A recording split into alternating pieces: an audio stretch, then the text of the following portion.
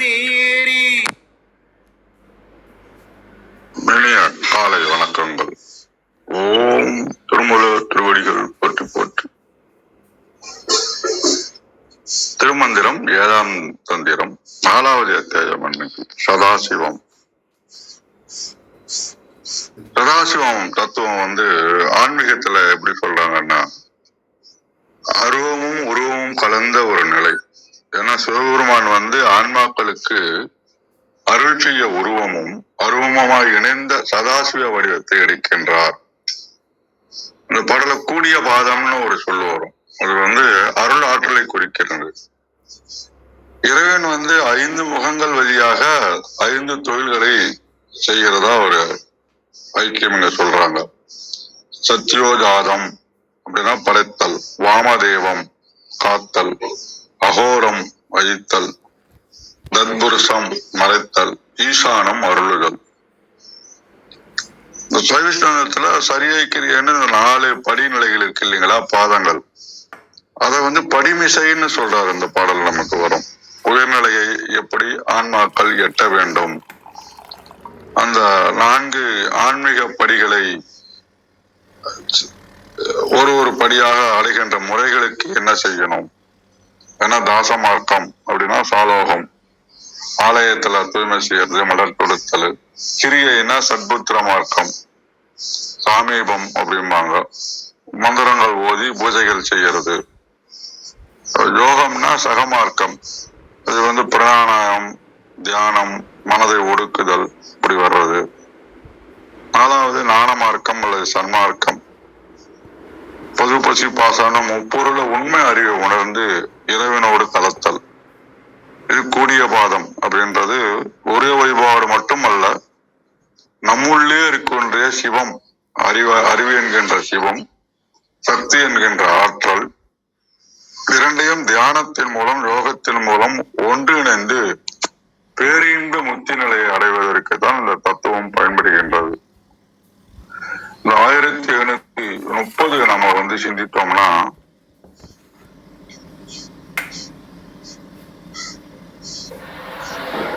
கூடிய பாதம் இரண்டும் படிமிசை, கூடிய பாதம் இரண்டும் படிமிசை, பாடிய கை 2 8 பறந்தெழும், பாடிய கை 2 8 பறந்தெழும், தேடுமுகம் 5 செங்கண்ணின் மூவைந்து, தேடுமுகம் 5 செங்கண்ணின் மூவைந்து, நாடும் சதாசிவம் நல்லொளி முத்து, நாடும் சதாசிவம் நல்லொளி முத்து.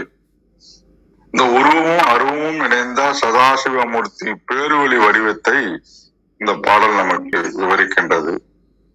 எல்லாரும் தேடி அடைய விரும்புறது சிவப்பொருள் பொருள்ன்றத சதாசிவமூர்த்தியினுடைய திருவுருவ லட்சணத்தை தான் இங்க நமக்கு திருமூலர் குறிப்பிட விரும்புகின்றார். கூடிய பாதம் இரண்டும் படிமிசை, தன்னை கும்பிட்டு சரணடையும் ஆன்மாக்களை அடுத்த உயர்ந்த நிலைக்கு அழைத்து செல்லும் ஒன்றாக இணைந்த 2 திருவடிகள்.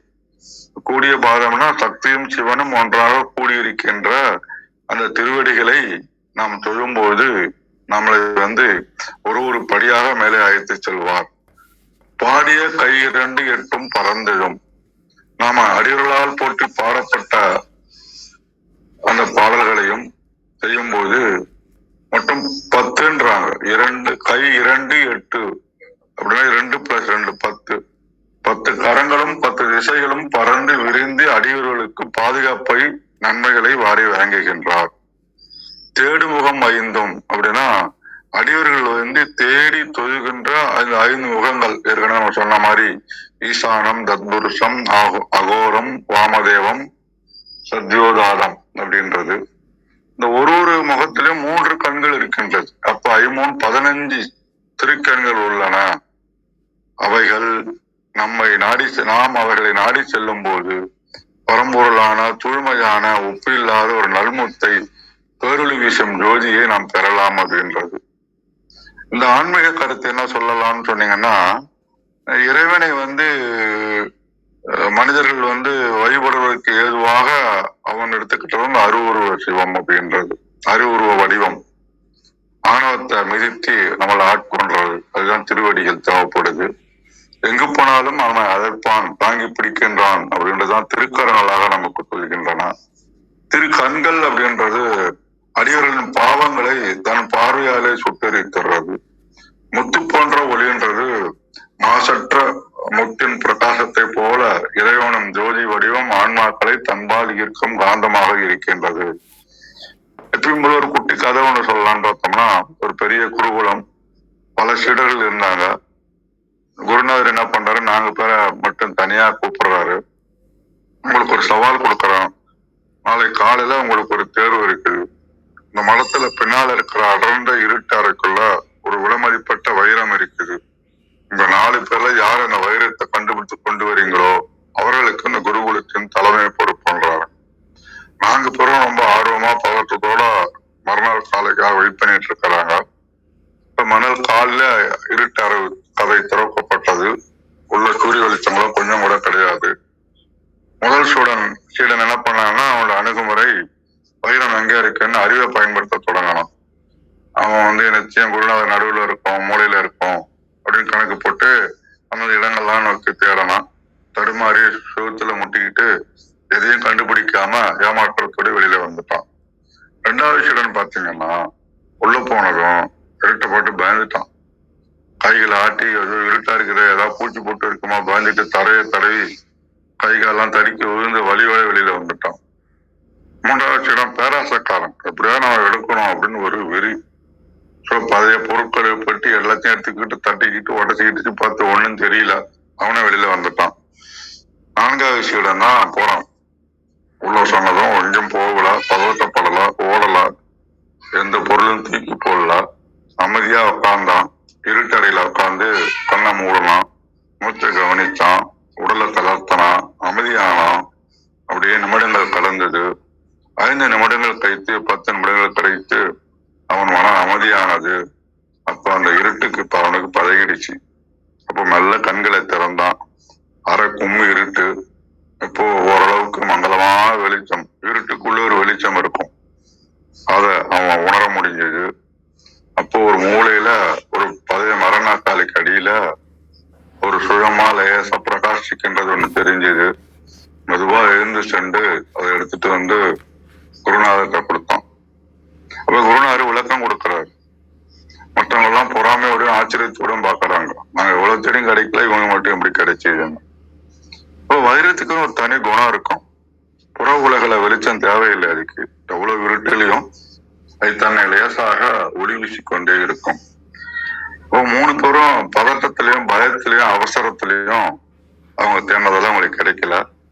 இவன் மனதை அமைதிப்படுத்தி உற்று நோக்கும் போது வைரத்தினோட ஒளி அவனுக்கு தெரிஞ்சது. இதுதான் நம்ம வாழ்க்கைக்கும். இறைவனை மனதை அமைதிப்படுத்தி தியானமாக யோசித்து வைரம் என்கின்ற இறைவனை நாம் நிச்சயமாக கை கொள்ள முடியும் அப்படின்றதான் அந்த பாடனுடைய தத்துவமா நான் புரிஞ்சுக்கிறேன். டே டு டே லைஃப்ல பாத்தீங்கன்னா, ஒர்க்ல நம்ம கான்சியஸா இருக்கிறது, அப்புறம் குடும்ப உறவுகளில் நல்ல ரிலேஷன்ஷிப் வச்சுக்க ட்ரை பண்றது, பைனான்சியல் நெருக்கடிகள் வரும்போது அதையும் நம்ம நிதானமா ஹேண்டில் பண்ணணும். இப்படியாக இந்த பாடல் நமக்கு அறிவுபூர்வமான சிவத்தை, சதாசிவத்தை தேடி கண்டுபிடிச்சு, இருட்டிலே அவன் வைரத்தை கண்டுபிடிச்ச மாதிரி நாமும் நம் வாழ்க்கையிலே கண்டுபிடிச்சு மேன்வாடைவோம் என்று கூறி தரத்தை கௌரியமாரிடம் ஒப்படைக்கின்றேன். மிக்க நன்றி. நன்றிங்க. மிக அருமைங்க. நல்ல விளக்கங்கள், நிறைய தத்துவங்களோட விளக்கங்கள் நிறைய சொன்னீங்க. மிக்க நன்றிங்க ஐயா. வாங்க விந்தியாமா. வணக்கம் அம்மா. அனைவருக்கும் வணக்கம். ஓம் சிவசக்தி போற்றி, ஓம் திருமுலரே போற்றி. 1730வது திருமந்திரம். சதா சிவலிங்கம். திருமந்திரம். கூடிய பாதம் 2 படிமிசை, பாடிய கை 2 8 பரந்தெழும், தேடு முகம் 5 செங்கண்ணின் 35 நாடும் சதாசிவ நல்வொளி முத்தே. அருமையான திருமந்திரம். திருவருளோடு கூடிய பாதங்கள் 2 பூமியில் பொருந்தா, அன்பர்கள் போற்றி பாடும் அருள் வழங்கும் திருக்கரங்கள் 10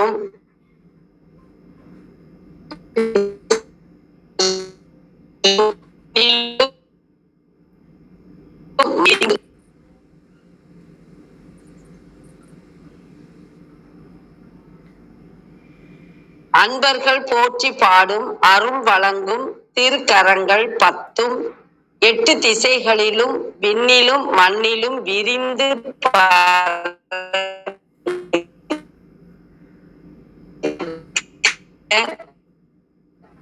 பக்தர்கள் வணங்கி தொழ தேடும்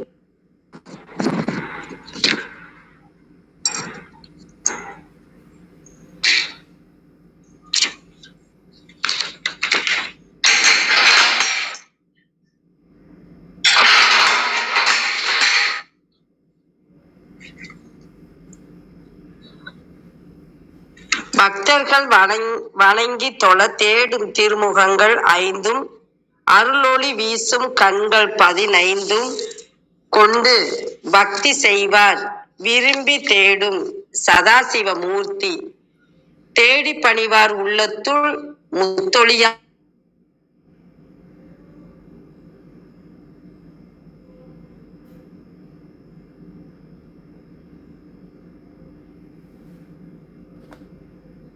அமைந்த திருவடிகள் 2 புகழ்ந்து கூறப்பட்ட திருக்கைகள் 10 விரிந்து எழுந்து நாடும் திருமுகங்கள் 5 ஆதிரை நாளாகிய செங்கை போல் ஒளி தரும் கண்கள் 15 இத்தனையும் கொண்டு விளங்கும் அருளோனாகிய சதாசிவ கடவுள் நல்ல திருவருள் ஒளியாகிய முத்தாகும்.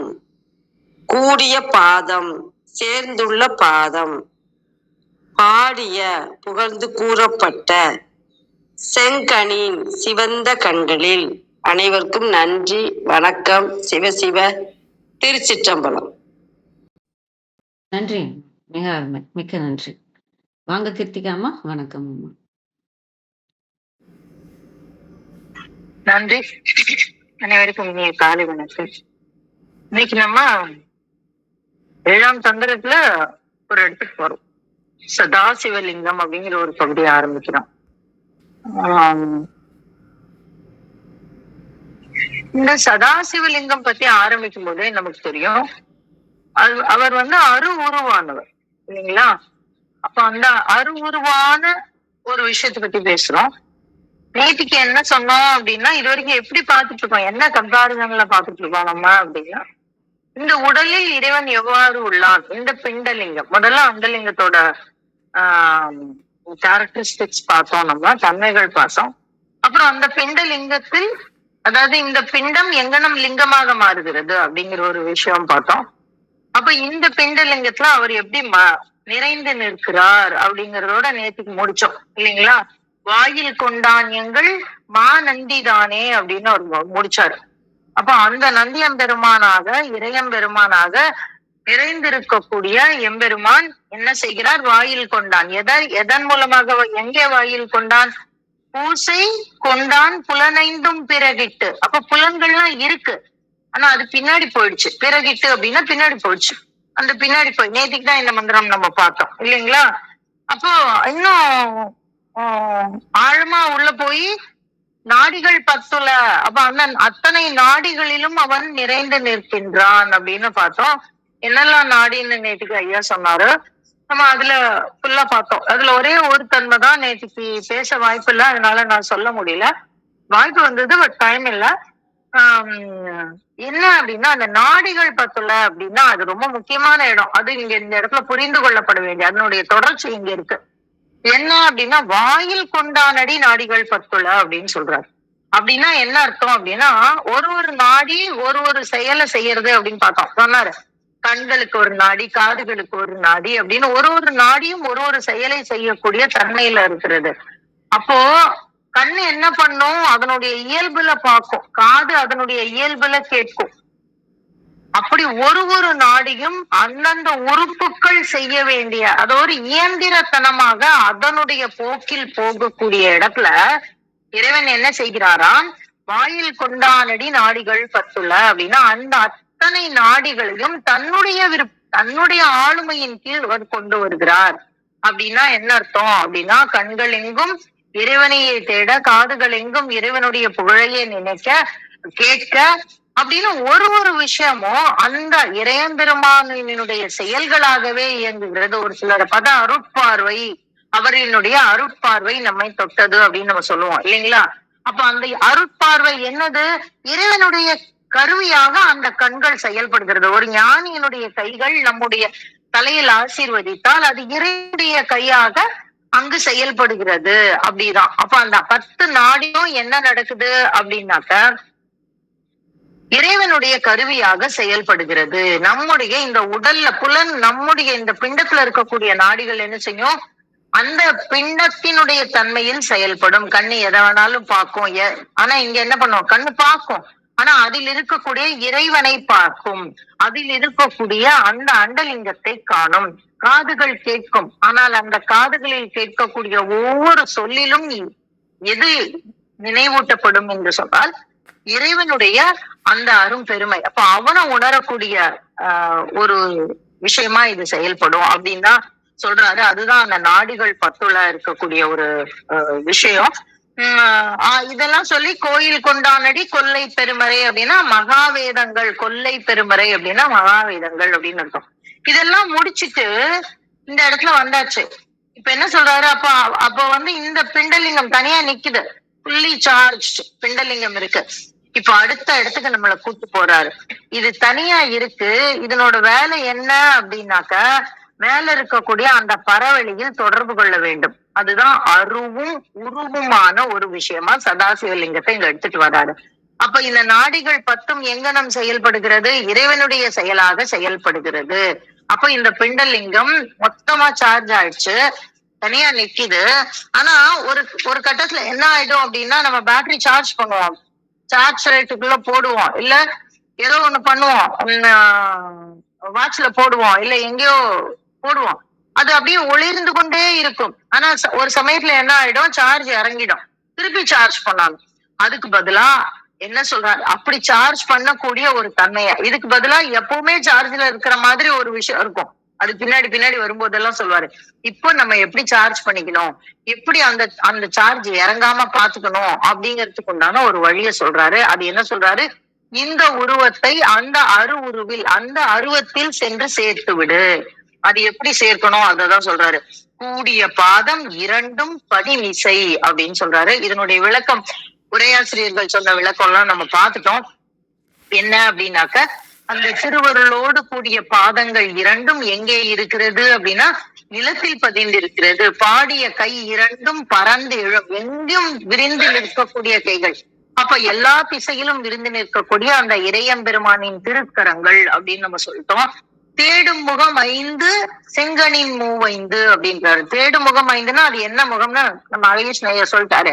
இதெல்லாம் வந்து நம்ம வந்து 2ஆம் தந்திரம் 3ஆம் தந்திரம் வரத்திலேயே நம்ம பார்த்துட்டோம், எத்தனை முகம் இருக்கு என்ன இதன், அதெல்லாம் இங்க ஞாபகப்படுத்துறாரு. அப்ப எல்லா இடங்களிலும் எல்லா குணங்களிலும் அந்த 5 முகங்களுக்கு என்ன மாதிரியான குணம் இருக்குன்னு நம்ம பார்த்தோம். அதை இப்ப மீண்டும் ஞாபகப்படுத்துறாரு. அப்ப எல்லா குணங்களிலும், அப்ப ஏதோ கருணை கொடுக்கறது மாத்திரம்தான், அன்பு செய்யறது மாத்திரம்தான் இறைவனுடைய செயல்னு நம்ம நினைச்சிடக்கூடாது இல்லைங்களா? எல்லா முகங்களிலும் அவருடைய தன்மை இருக்கிறது. அப்ப எல்லா தன்மையிலும் இறைவனுடைய இருப்பு இருக்கிறது அப்படின்னு சொல்றதுக்கு தான் இந்த 5 முகத்தை இங்க ஞாபகப்படுத்துறாரு. செங்கண்ணின் 5 அப்படின்றாரு. இந்த இடத்துல நம்ம வந்து செங்கண் அப்படின்னு சொல்றாரு. அப்ப செம்மையான சிவந்த விழிகள், செங்கண்ணின் 5. அப்ப 5 தலை 5 முகம் அப்படின்னாக்கா அதுல ஒரு முகத்துக்கு 3 கண்கள், அப்ப 5 15 அப்படின்னு நம்ம சொல்றோம். அத்தனை கண்களும் எப்படி இருக்கிறதாம்? செங்கண்ணின் 5. அப்ப சிவந்து இருக்கக்கூடிய விழிகள் அப்படின்னும் நம்ம எடுத்துக்கலாம், செம்மையான விழிகள் அப்படின்னு எடுத்துக்கலாம். இப்ப நம்ம கண்ணே இறைவனுடைய இருப்பினால் நல்ல கண்களாக மாறும் பொழுது என்ன நடந்திருக்கு அப்படின்னாக்க, நம்ம கண்ணே நல்லதை மாத்திரம்தான் இறைவனுடைய கருவியாக செயல்படுகிறது அப்படின்னாக்க, இறைவனுடைய கண்ணை நம்ம செம்மையான கண்ணுன்னு திருப்பி ஒரு தடவை ரீஇன்ஸ்டேட் பண்ண வேண்டிய தேவையில்லை.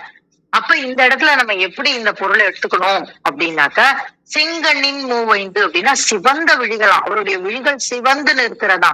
எப்படி சிவந்து இருக்கிறது அப்படிங்கிறதுக்கு நம்மளுடைய திருவாசகத்துல ஒரு வழி ஒண்ணு, ஒரு வரி உண்டு.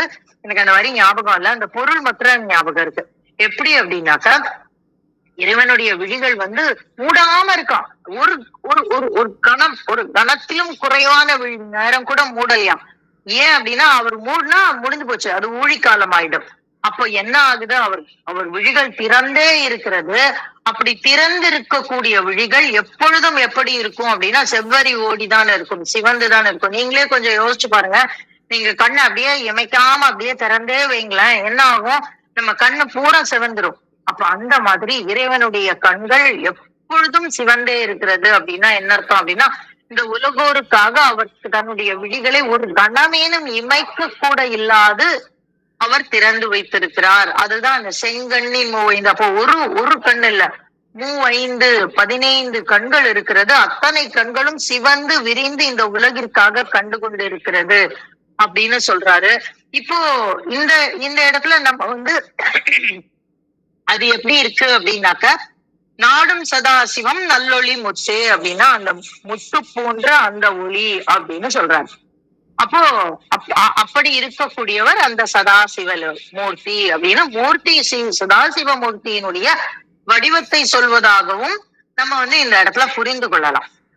அதற்கு தாண்டி நம்ம முன்னாடி பகுதியில என்ன சொல்லியிருக்கோம், இந்த பிண்டலிங்கம் எங்கனம் இந்த பிண்டம் எங்கனம் லிங்கமாக விளங்குகிறதுன்னு சொல்லிட்டோம் இல்லையா. அப்ப இப்ப நம்ம ஒரு பாடெல்லாம் நீங்க ஒரு வரியா எடுத்து பாருங்க. கூடிய பாதம் இரண்டும் படிமிசை அப்படின்னா இந்த இந்த திருவடி எங்கே இருக்கிறது அப்படின்னா நம்முடைய ஆன்மாவாக இருக்கிறது. அதான் நிலமாக இருக்கிறது. அதை தாங்கக்கூடிய, அப்ப இறைவனின் பாதங்களை தாங்கக்கூடிய ஒரு விஷயமாக இந்த உடல் இருக்கிறது, படிமிசை அப்படின்னு சொல்றாரு. அந்த படிமிசை வந்து எங்கே இருக்கிறது, நம்முடைய தியான பொருளாக இருக்கிறது. எது வந்து நமக்குள்ள சதா சர்வ காலமும் இயங்கி கொண்டு இருக்கிறதோ அதுதான் அந்த ஆன்மா. அந்த ஆன்மா எதுவாக இருக்கிறது, தியானம். அப்ப நம்ம அந்த தியான பொருளாக அந்த ஆன்மாவை பற்றி கொள்ள வேண்டும். பாடிய கை அப்படின்னு சொல்றாரு. அப்ப பாடிய கை அப்படின்னா அது வந்து புகழ்ந்து பேசப்படக்கூடிய ஒரு கை அப்படின்னு நம்ம எடுத்துக்கலாம். அப்போ அத வந்து புகழ்ந்து யாரு பாடிய கை அப்படின்னா சிவனடியார்கள் புகழ்ந்து பாடிய கை அப்படின்னு நம்ம புரிஞ்சுக்கணும் இல்லையா. பாடிய கைனாக்க அப்ப அது என்ன அப்படின்னாக்க, கொடுத்து கொடுத்து சிவந்த கைகளை அனைவரும் புகழ்வார்கள். அப்ப அந்த சிவனடியார்கள் என்ன பண்றாங்க, அவருடைய பெருமறையை சொல்லி சொல்லி சொல்லி சொல்லி அவருடைய பெரிய தன்மையை புகழ்ந்து பாடி பாடி நமக்குள்ள ஏத்துறாங்க. அப்ப இந்த இடத்துல நம்ம என்ன பண்ணணும் அப்படின்னாக்க, பக்தியின் மூலமாக நம்ம வந்து அந்த பாடிய கைகளை நினைவுறுத்தி கொள்ள வேண்டும் அப்படிங்கிற ஒரு விஷயம். அப்ப அந்த பக்தி எங்கும் பறந்து நிற்கக்கூடியது.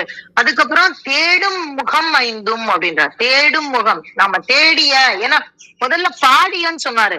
அப்ப அது என்ன, ஒரு செயல், அதாவது நம்ம பாடுற பாட்டு அப்படின்னா தேடும் முகம் 5 அப்படின்னா இந்த இடத்துல ரொம்ப முக்கியமான ஒரு செய்தி இருக்கு. என்ன அப்படின்னா, ஏன் அவர் தேடிய முகம் 5ன்னு போட்டிருக்கலாம்ல, அப்ப நம்ம தேடிய முகம் 5ன்னு சொல்லிருக்கலாம்ல. இல்ல, தேடும் முகம் 5 அப்படின்னா நம்ம மாத்திரம் அவரை தேடல, அவரும் நம்மளை தேடுகிறார். நம்ம ஒரு அடி எடுத்தா வச்சா போதும், 10 அடி அவர் மேல வந்து நம்மை பற்றி கொள்வார். அப்போ அந்த மாதிரி தேடும் முகம் 5ன்னா டும் அப்படிங்கிறது அவரும் தேடுகிறார் அப்படிங்கிற ஒரு உறுதியை வந்து நமக்கு இந்த இடத்துல தராரு. அப்ப தேடும் முகம் 5ங்கும் போது நம்ம தேடுற முகம், அவர் தேடுகிற முகம். அப்ப எல்லாவற்றிலும், அப்ப இந்த 5 முகத்துக்கு உண்டான தன்மை சொன்ன எல்லாவற்றிலும் நிறைந்திருக்கக்கூடிய, அப்ப குணத்திலும், அப்ப அந்த குணத்திலையும் நம்ம வந்து இறைவனை எல்லா நிலையிலும் இறைவனை பற்றிக் கொள்ள வேண்டும். நம்ம வந்து வெறும் கருணையா மாத்திரம் இருந்துட முடியாது, அன்பா மாத்திரம் இருந்துட முடியாது, கொடை வள்ளலாக மட்டும் இருந்துட முடியாது, ஒரே அழிக்கக்கூடிய தன்மையாக மட்டும் இருந்தக்கூடாது. எல்லா செயலையும் அந்த இறைவனை முன்னிறுத்தி நாம் செய்யும் பொழுது நம்முடைய அத்தனை குண நலன்களும் அந்த இறைவனாக மாறும், அவருடைய கருவியாக மாறும் அப்படின்னு நம்ம இந்த இடத்துல புரிஞ்சுக்கலாம். அதுதான் என்னது அப்படின்னா நாடும் சதாசிவம் அப்படின்னு சொல்றாரு. அடுத்தாப்புல நல்லொளி முத்தே அப்படின்றாரு. அப்ப இந்த இடத்துலதான் அந்த குறிப்பு இருக்கு. என்ன, இந்த பிண்டலிங்கம் எப்பொழுது அந்த அருவை பற்றி கொள்ளுகிறது, உருவத்தை, இந்த எங்கனம் அந்த அருவை பற்றி கொள்கிறது அப்படின்னா நல்லொளி முத்தே அப்படின்னா அந்த வெண்மையான பிரகாசம். அப்ப அந்த தியான நிலையில நாம் பெறக்கூடிய அந்த வெண்மையான ஒளி இருக்கு பாத்தீங்களா, அதுதான் நீ இந்த பிரபஞ்சத்தை பற்றி கொள்ளக்கூடிய ஒரு சுவிட்ச், அதாவது தொடர்பு கருவி, லிங்க் அப்படின்னு சொல்லுவோம் இல்லையா. அந்த லிங்க் என்ன அப்படின்னா நல்லொளி முத்தே அப்படின்னும் நம்ம எடுத்துக்கலாம்.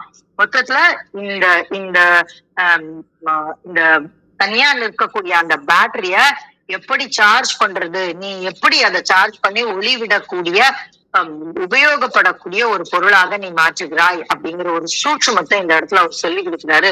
இதுல இன்னும் ஒரு யோக பார்வை கூட இருக்கு. என்ன அப்படின்னாக்கா, அந்த திருவடி சொல்றாரு இல்லையா, கூடிய பாதம் இரண்டும் படிமிசை அப்படிங்கிறதையும் ஒரு யோக பார்வையா சொல்லுவாங்க. அந்த கண்களினால் அதை படிமிசையாக நிலத்தை நோக்கி திருப்பக்கூடிய ஒரு விஷயமாக நாம் வைத்திருக்கும் பொழுது அப்படின்னு அதுக்குண்டான குறிப்பாதான் இந்த செங்கண் மூவைந்தும் அப்படின்னு சொல்றாங்க அப்படின்னு சொல்லுவாங்க. இந்த மூவைந்துல 15னா 16 கலைகள்ல இருக்கக்கூடிய 15 கலை அப்படின்னு சொல்லுவாங்க. அதை எப்படி மீறுறது, அந்த 15வது கலைக்கு எங்க நாம் செல்வது அப்படிங்கறதையும் இந்த கண்களின் மூலமாக அதன் மூலம் செய்யக்கூடிய யோகமாக நாம் பற்றி கொள்ளலாம். அதனுடைய முதல் படியாக நாம் இந்த வெண்ணிற ஒளியை பார்க்கலாம் அப்படின்னு இதை ஒரு யோக பார்வையாகவும் யோக சூத்திரமாகவும் நம்ம பார்க்க முடியும். ரொம்ப ஆழமான ஒரு மந்திரம். அதை உங்களோடு பகிரப்படைத்தேன். காலை வேலைக்கு சொல்லி என்னுடைய பகிர்ந்தலை முடித்துக் கொள்கிறேன். நன்றி நண்பர்களே. மன்னிக்கணும், ஐ திங்க் 2-3 மினிட்ஸ் கூட எடுத்துக்கிட்டேன். மிக்க நன்றிங்க மேம். மிக அருமையான விளக்கம். நல்ல நிறைவான விளக்கம் மாதிரி ஒவ்வொரு பொருளும் சொல்லி பண்ணீங்க. மிக்க நன்றிங்க மேம். அனைவருக்கும் அன்பு வணக்கம். ஓம் நந்தியம்பெருமான் திருவடி போற்றி. ஓம் திருமூலர் திருவடி போற்றி. ஓம் நம சிவாய. இன்னைக்கு நம்ம சதாசிவலிங்கம் ஆரம்பிக்குது. அதுல இருந்த முதல் பாடல் இது. Translation பேரு. The associated 2 feet are on earth.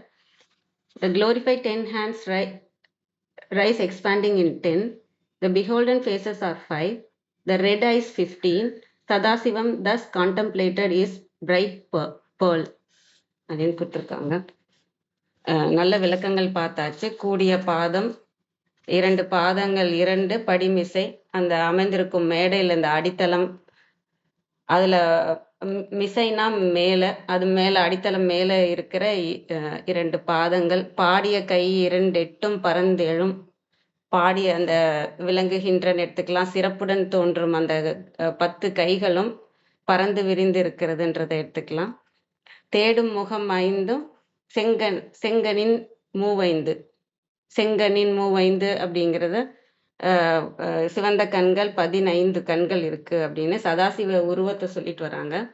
தேடும் முகம் 5 அப்படின்றது தேடுறதுன்னா நான் பார்க்கறது எல்லா திசையிலையும். இப்ப 5 முகம் ஒவ்வொரு திசைக்கும் ஒவ்வொரு முகம்.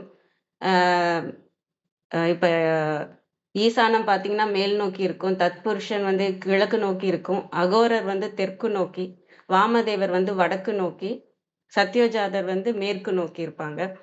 அந்த மாதிரி ஒவ்வொரு திசைக்கான ஒவ்வொரு முகமாக 5 முகங்களும் இருக்கும். அது மாதிரி தேடும் முகமாக செங்கன் அதுல அந்த 5 முகத்திலையும் 15 கண்களும் இருக்கும்.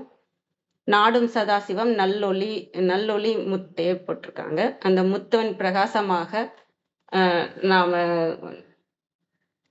நம்ம இறைவன் இருக்கிறாரு அப்படின்னு சொல்றதா, அவரோட திருவுருவத்தை சொல்றதா தான் நானும் இந்த பாடல்ல புரிஞ்சுக்கிறேன். ஆனா இதை பத்தி யோசிக்கும் போது என்ன யோசிக்கிறேன் அப்படின்னா, இப்ப இந்த சதாசிவலிங்கம் நம்ம பார்க்கிறோம். சதாசிவலிங்கம்ங்கிறது நம்ம 5 முகம் அந்த இறைவனோட என்னென்னலாம் அவங்க செய்யறாங்க, அவங்களோட இச்சாசக்தி, கிரியாசக்தி, ஞான சக்தி எல்லாம் வச்சு அவங்களுக்கான சக்தி என்னெல்லாம் இருக்கு, அவங்களோட ஞான நிலைகள் என்ன, அவங்க செய்யற கிரியைகள் என்ன அப்படிங்கிறதெல்லாம் சொல்ற மாதிரி இருக்கு. அதோட ஆதி சக்தியும் அவங்களோட சேர்ந்து இருக்கிறாங்க. இது அடுத்தடுத்த நிலையில கீழே இறங்கி வரும்போதுதான் இச்சாசக்தி நிறைய இருக்கும் போதுதான் நம்ம படைப்புல இருக்கிற சத்யோஜாதரா பார்க்கலாம். அதுதான் மண் தத்துவம். அடுத்த நிலையில அதை அனுபவிக்கிறது. நம்ம ஒரு ஆசன் ஒண்ணு கிரியேட் பண்றோம் இல்லையா, அதுக்கப்புறம் அதை அனுபவிக்கணும், அதுக்கான கிரியைகள் செய்யற இடம். அடுத்தது வாமதேவர், அந்த அனுபவத்துக்கு கொண்டு வர்றது. அடுத்தது நெருப்பு பார்த்தீங்கன்னா அகோரர், அதை ஒடுக்குறது, அந்த ஆசை நிறைவேறுறது. அடுத்தது தத்புருஷர் தத்துவம் காற்றுக்கு வரலாம்.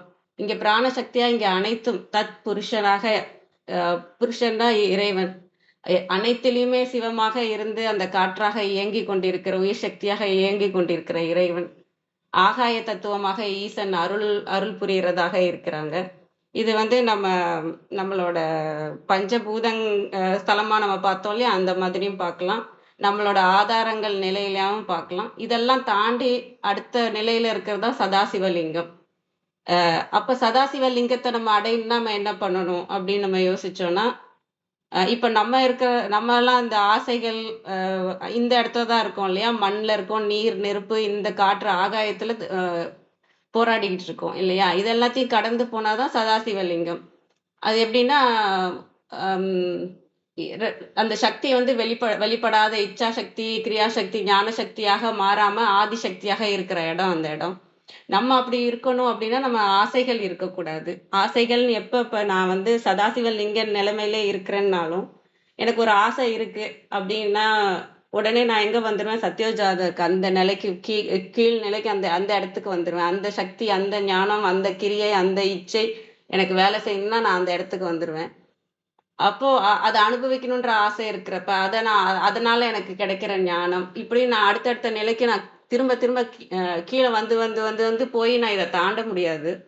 ஆக இந்த இடத்துல சதாசிவலிங்க இடத்துல இருக்கணும்னா ஆசைகள் அற்ற அந்த முழுமையான அமைதி நிலையில நம்ம இருக்கும்போது அனைத்துமாக இருப்போம். இப்ப எப்படி வெட்ட வெளி ஒண்ணும் இல்லைன்றாங்க இல்லையா, அது வெட்ட வெளி ஒண்ணும் இல்லைன்றது இல்லை, அனைத்துமே அமைதியா இருக்கிற இடம். எப்ப நம்ம ஒரு ஆசைன்னு ஒரு விதையை அங்க போடுறோமோ நம்ம அடுத்து கீழே இறங்கி ஒரு விஷயமா நம்ம அதை பட்டு அனுபவப்பட்டு கஷ்டப்பட்டு துன்பப்பட்டுன்னு எல்லாம் பட்டு அதுக்கான ஞானத்தை கிடைக்கும். அந்த ஞானம் கிடைச்சு அது ஒழுங்கப்பட்டு அதுக்கப்புறம் நம்ம அடுத்த நிலைக்கு போவோம். இது நம்ம எதுவுமே போடாம அந்த ஆசைன்னு ஒண்ணு இல்லை அப்படின்னா அந்த சதாசிவ நிலையிலே நம்மளால இருக்க முடியும், அந்த அமைதி நிலையிலே நம்மளால இருக்க முடியும். அங்கே சதாசிவரை நான் பார்க்கறது அந்த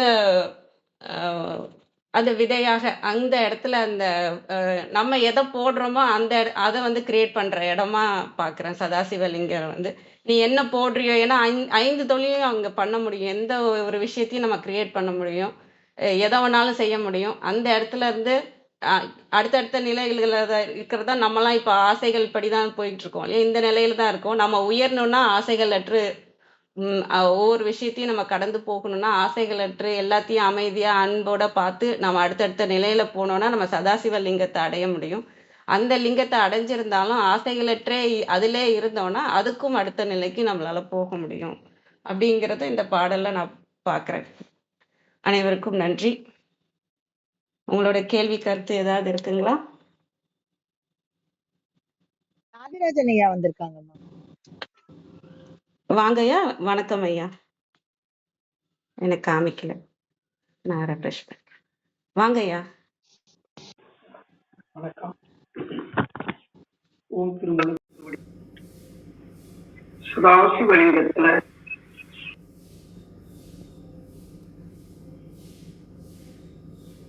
மக்கள் பணிவன்போடு வணங்கி பெற்றேன். வாழ்க வாழ்வாங்க இறைவா அருள்வாயாக. கூடிய பாதம் இரண்டும் படி, கூடிய பாதம் இரண்டும் படி, இசை பாடிய கை 2 எட்டும்,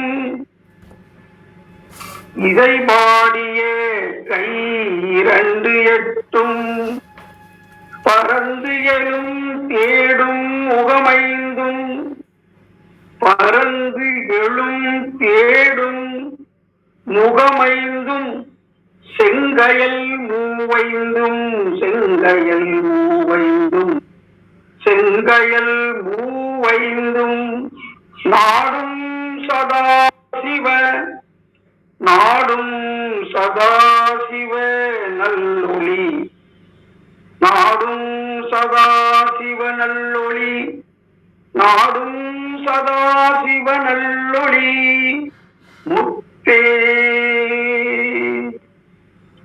கூடிய பாதம் இரண்டும் படிமிசை பாடிய கை 2 எட்டும், பரந்தலும் தேடும் முகமைந்தும், செங்கயல் மூவைந்தும், நாடும் சதாசிவ நல்லொளி முத்தே.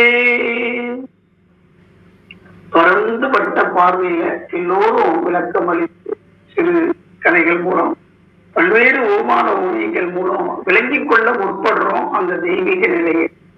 ஆனா அது மறைவாக இருந்து எல்லாவற்றையும் ஆக்கிக் கொண்டும் காத்து கொண்டும் தன்னகத்தை அணைத்துக் கொண்டும் இருக்கின்ற அந்த பெருமையை உணரணும்.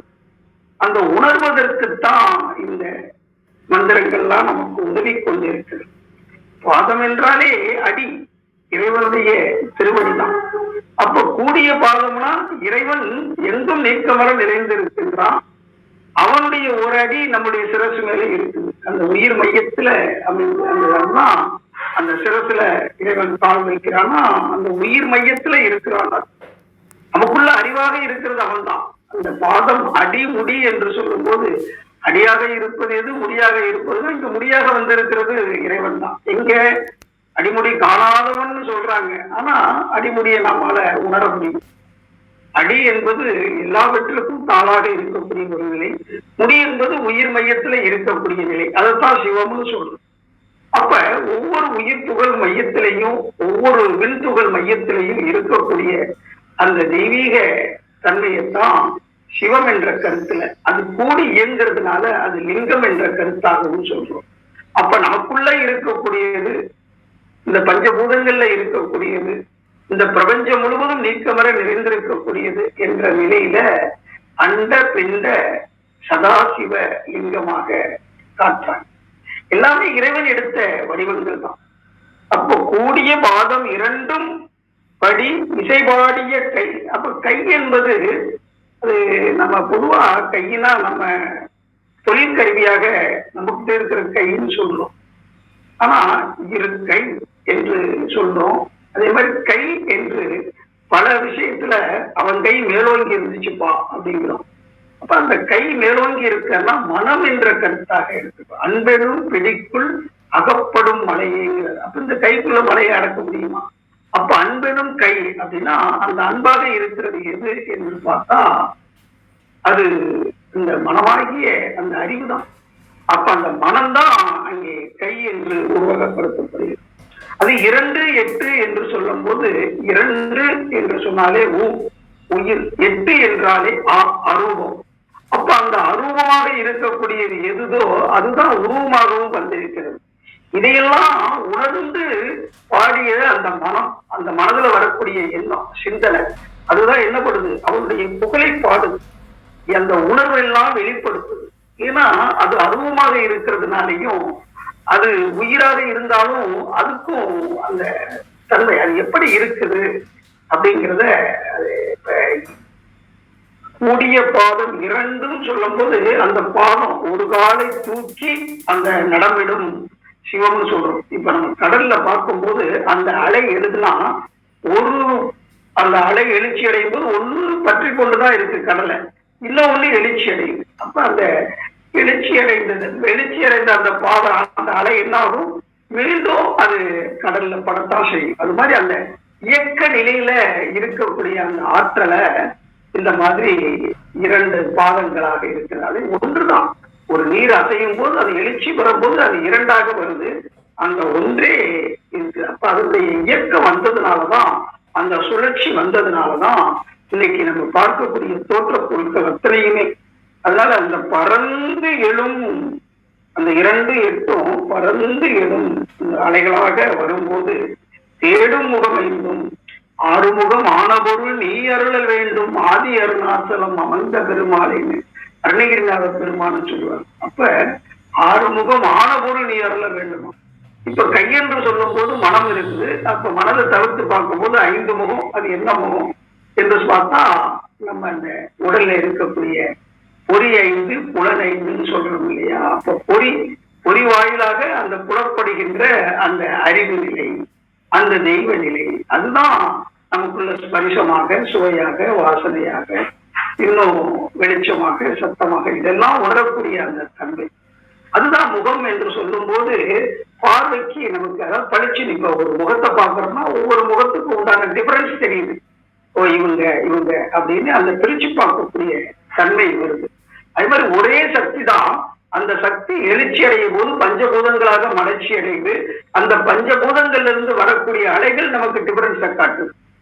இப்ப மண்ணில இருந்து வரக்கூடியது அந்த வாசனையாகவும், நீர்ல இருந்து வரக்கூடிய அந்த சுவையாகவும், இப்படி நெருப்புல இருந்து சூடு வெளிச்சம் இப்படிலாம் நம்ம பிரிச்சு பார்க்கக்கூடிய அந்த முகம் என்று அந்த காலத்துல இதுக்கு லெட்டருக்கு கூட திருமுகம்னு பேர் எழுதி அனுப்புவாங்க. லெட்டர் போட்டோம்னா முகத்தை பார்க்கறது மாதிரி அது நம்ம கூட பேசும். இந்த வார்த்தைகள் அவங்களே நம்ம கூட பேசுறது மாதிரி. அதனால அந்த கடிதத்துக்கு திருமுகம் என்று தேடும் முகம். அப்ப தேடும் முகம்ங்கிறது இதுதான், இறைவனுடைய அந்த அறிவு நிலையை தான். ஐந்தும் 5 அப்படின்னு சொல்லும் போது அந்த மெய்ப்பொருள் நிலை 5 தன்மைகள்ல இருக்குது அப்படிங்கிறத இப்ப நம்ம இந்த பொறி புலனை வைத்துக் கொண்டு அந்த பஞ்சபூதங்கள் எப்படி உருவாச்சு என்று பார்க்கும்போது எல்லாமே அந்த தெய்வீக அறிவு தான் மலர்ச்சி அடைந்திருக்கிறது. ஓரறிவு, ஈரறிவு, மூவறிவு, 4 அறிவு, 5 அறிவு என்ற அளவுல விரிந்து 6வது அறிவாகிய அந்த மனமாக வந்திருக்கிறதையும் உணர முடியும். அப்போ 6வது அறிவுடைய சிறப்புனாலதான் செங்கையில் மூவைந்தும் நாடும் சதாசிவன்.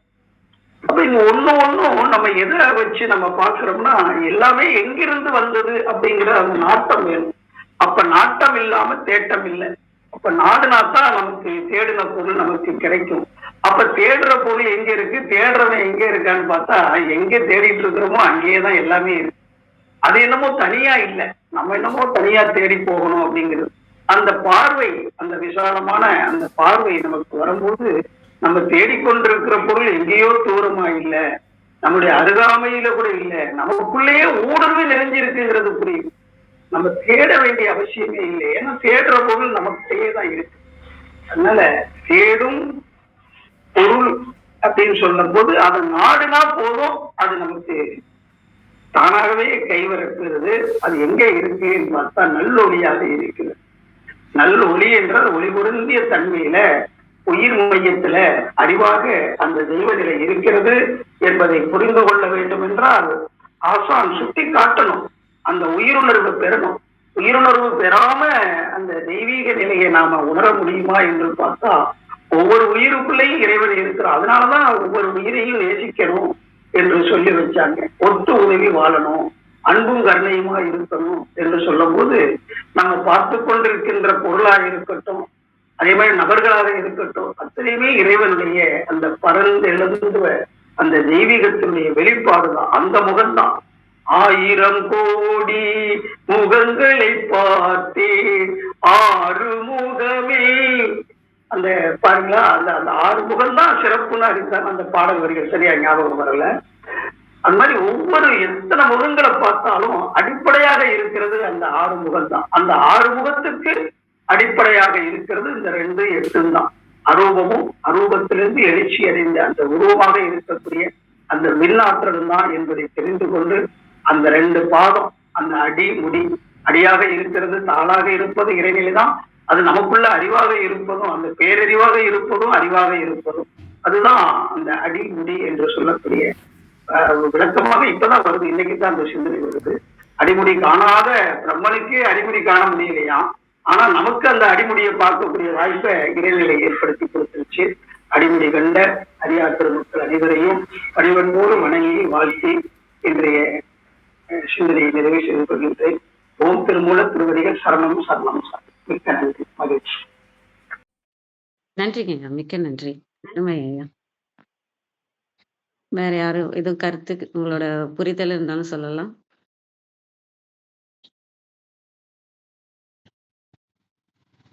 நன்றி, அனைவருக்கும் நன்றி. இன்று எங்களுடன் இணைந்த அனைத்து உள்ளங்களுக்கும் எங்களது மனமார்ந்த நன்றிகள். மீண்டும் நாளை காலை 6:30 மணிக்கு சந்திப்போம். தளம் நிறைவு பெறுகிறது. திருமூலர் திருவடிகள் சரணம் சரணம். திருமூலர் திருவடிகள் சரணம் சரணம். திருமூலர் திருவடிகள் சரணம் சரணம். அனைவருக்கும் நன்றி. ஓம் நம சிவாய்.